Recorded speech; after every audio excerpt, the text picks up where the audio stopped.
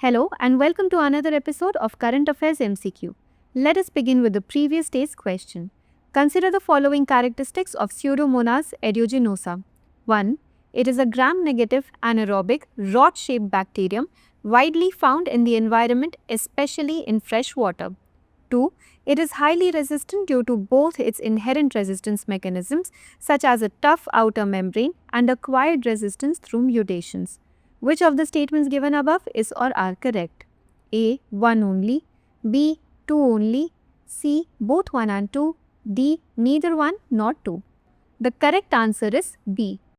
Pseudomonas aeruginosa is a gram-negative, aerobic, non-spore forming, rod-shaped bacterium widely found in the environment like in soil and water, especially fresh water. Hence, statement 1 is not correct. It can infect both healthy and weakened hosts. It can cause community-acquired infections. It feeds on plastic surfaces and is a major cause of keratitis and fatal burn infections, thriving in ICU patients. It is highly resistant due to its built-in resistance and acquired resistance. Hence, statement 2 is correct. Hence, option B is the correct answer. Question 1. Consider the following statements regarding the Pradhan Mantri Kaushal Vikas Yojana. 1. Focus on international mobility and on-the-job training, equipping Indian workers with globally recognized skills. 2. Target beneficiaries under this scheme include individuals aged 15 to 40 years. Which of the statements given above is or are correct? A. 1 only.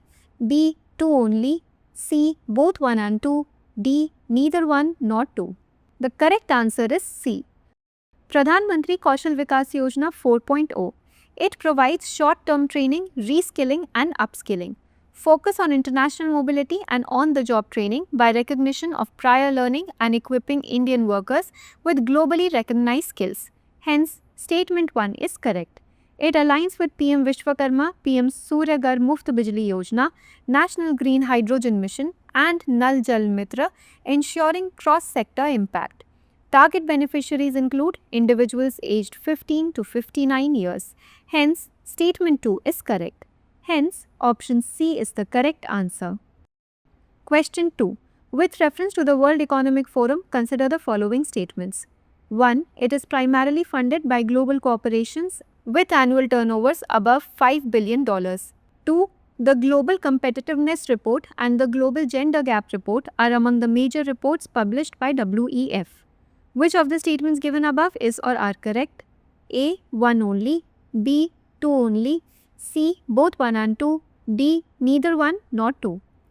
The correct answer is C. German engineer and economist Klaus Schwab in 1971 founded the European Management Forum. It became the World Economic Forum in 1987. In 2015, WEF was officially recognized as an international organization headquartered in Geneva, Switzerland. Purpose: to engage leaders from business, government and civil society to address global challenges and promote economic and social progress. Introduce the stakeholder capitalism concept, emphasizing that companies should prioritize long-term value creation benefiting all stakeholders. Funding: primarily funded by global corporations with annual turnovers above $5 billion. Hence, statement 1 is correct. Reports: Global Competitiveness Report, Global Gender Gap Report, Future of Jobs Report, Global Risks Report and Global Travel and Tourism Report. Hence, statement 2 is correct. Hence, option C is the correct answer. Question 3. Consider the following statements regarding western disturbances. 1. Western disturbance collects moisture from the Mediterranean Sea, Black Sea and Caspian Sea. 2. They are the primary source of snowfall that replenishes the Himalayan glaciers during winter. Which of the statements given above is or are not correct? A. 1 only. B. 2 only. C. Both 1 and 2. D. Neither 1 nor 2. The correct answer is D. Western disturbances are a series of cyclonic storms that originate in the Mediterranean region, travel over 9,000 kilometers to bring winter rains to northwest India. A western disturbance collects moisture from the Mediterranean Sea, Black Sea and Caspian Sea and traverses over Iran and Afghanistan before hitting the western Himalayas. Hence, statement 1 is correct. Western disturbances are the primary source of snowfall that replenishes the Himalayan glaciers during winter. Hence, statement 2 is correct. These glaciers feed major Himalayan rivers like the Ganga, Indus, and Yamuna, as well as myriad mountain springs and rivulets. Hence, option D is the correct answer. Question 4. Consider the following countries. 1. Russia. 2. Australia. 3. Japan. 4. France. With how many of the above mentioned countries does India hold 2+2 ministerial dialogues? A. 1, 2 and 3 only. B. 2, 3 and 4 only. C. 2 and 3 only. D. 1, 2, 3 and 4. The correct answer is A. 2+2 ministerial meetings. 2+2 meetings are high-level diplomatic dialogues involving foreign ministers and defense ministers of two countries. This format facilitates in-depth discussions on strategic, security and defense issues, aiming to enhance bilateral relations and address mutual concerns which can help in resolving conflicts and building stronger partnerships. India has formal 2+2 ministerial dialogues with Russia, Australia and Japan. France does not have a 2+2 ministerial format with India. The two operate a strategic dialogue mechanism instead. Hence, option A is the correct answer. Question 5. Which of the following countries are members of the Association of Southeast Asian Nations? A. Indonesia, Malaysia, Thailand, Myanmar. B. India, Japan, Singapore, Vietnam. C. Laos, Vietnam, Cambodia, China. D. Brunei, Philippines, Malaysia, Bangladesh. The correct answer is A. ASEAN, or Association of Southeast Asian Nations, is a regional intergovernmental organization founded in 1967 in Bangkok, Thailand. It consists of 10 member countries: Indonesia, Malaysia, the Philippines, Singapore, Thailand, Brunei, Vietnam, Laos, Myanmar, and Cambodia. Objective: promoting economic growth, regional stability, and cooperation among member states. India's engagement with ASEAN. India's formal engagement with ASEAN started in 1992 as a sectoral dialogue partner and became a dialogue partner in 1995. It was elevated to strategic partnership in 2012 and upgraded to comprehensive strategic partnership in 2022. Hence, option A is the correct answer. Question 6. Consider the following statements regarding the Organization for Economic Cooperation and Development. 1.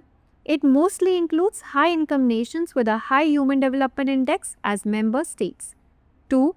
While India is not a member, it is a key economic partner of the OECD. 3. OECD and the FAO together released the Agricultural Outlook 2025 to 2034 report. Which of the statements given above are correct? A. 1 and 2 only. B. 2 and 3 only. C. 1 and 3 only. D. 1, 2 and 3. The correct answer is D. Organization for Economic Cooperation and Development is an intergovernmental body established in 1961 to promote economic growth and global trade. Headquartered in Paris, France, it has 38 member countries, mostly high-income nations with high Human Development Index. Hence, statement 1 is correct. While India is not a member, it is a key economic partner. Hence, statement 2 is correct. OECD and the Food and Agriculture Organization Agricultural Outlook 2025 to 2034 report offers a 10-year outlook on global agricultural and fish markets to guide evidence-based policy making. Hence, statement 3 is correct. Hence, option D is the correct answer. Question 7. With reference to the Pay Commission, consider the following statements. 1. It assesses the pay scales, allowances and benefits for central government employees. 2. A new PC is established every 10 years under the Department of Expenditure of the Ministry of Finance. 3. Usually a retired RBI governor heads the PC. How many of the statements given above is or are correct? A. Only 1. B. Only 2. C. All 3. D. None. The correct answer is B. Pay Commission assesses the pay scales, allowances, and benefits for central government employees, taking into account inflation and its impact on remuneration and the cost of living. Hence, Statement 1 is correct.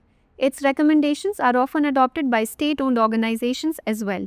A new PC is established every 10 years under the Department of Expenditure, Ministry of Finance, to revise salaries and pensions, ensuring fair compensation for government employees.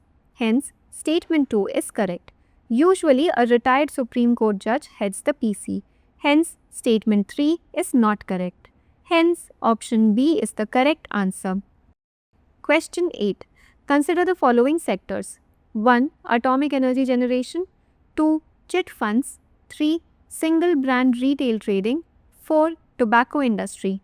Which of the sectors mentioned above are prohibited for foreign direct investment in India? A. 1, 2 and 4 only. B. 1, 2 and 3 only. C. 2, 3 and 4 only. D. 1, 2, 3 and 4.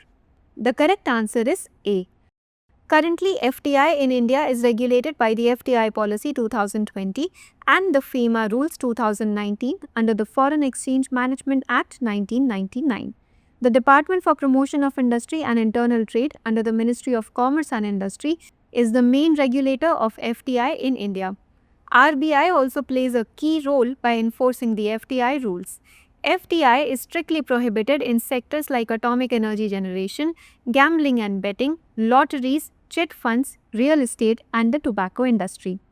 100% FDI is permitted for single brand retail trading. Hence, option A is the correct answer. Question 9. Inter-Services Organizations Rules 2025 recently seen in news are related to A. Establishment of India's first Tri-Service Command in Andaman and Nicobar. B. Legal framework to empower joint organizations under Chief of Defence Staff. C. Procurement of defence equipment under the Defence Acquisition Council. D. Regulation of paramilitary forces under Ministry of Home Affairs. The correct answer is B. The Inter-Services Organizations Rules 2025 provide a framework for joint organizations of the armed forces functioning under the Chief of Defence Staff. These rules empower the CDS and Commanders-in-Chief of Inter-Services Organizations to exercise command, control and disciplinary powers over personnel from the Army, Navy and Air Force serving in such organizations. They aim to strengthen tri-service integration, jointness and operational effectiveness, which is vital for modern multi-domain warfare. Hence, option B is the correct answer. Question 10. The term safe harbor recently seen in the news in India refers to which of the following? A. A legal provision under the Information Technology Act 2000 that protects internet intermediaries from liability for user-generated content. B. A mechanism under the WTO agreement that shields developing countries' agricultural subsidies from dispute settlement. C. A financial safeguard created by central banks to manage risks of currency volatility. D. A maritime security agreement under UN clause to provide protection to vessels during emergency. The correct answer is A. Safe harbor in India is primarily associated with Section 79 of the Information Technology Act 2000, which provides that intermediaries shall not be held liable for any third-party information, data or communication link made available or hosted by them. This immunity, however, is conditional. Hence, option A is the correct answer. Now, let us look at a practice question. Consider the following statements regarding the Deep Ocean Mission.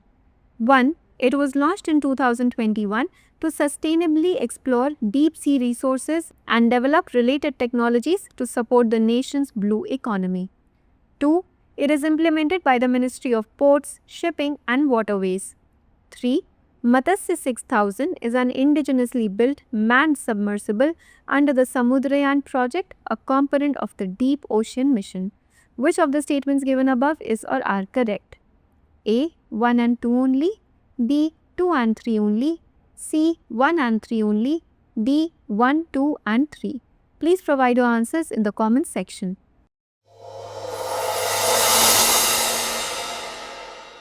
For more informative content, like, share and subscribe, and do not forget to press the bell icon to get the notifications.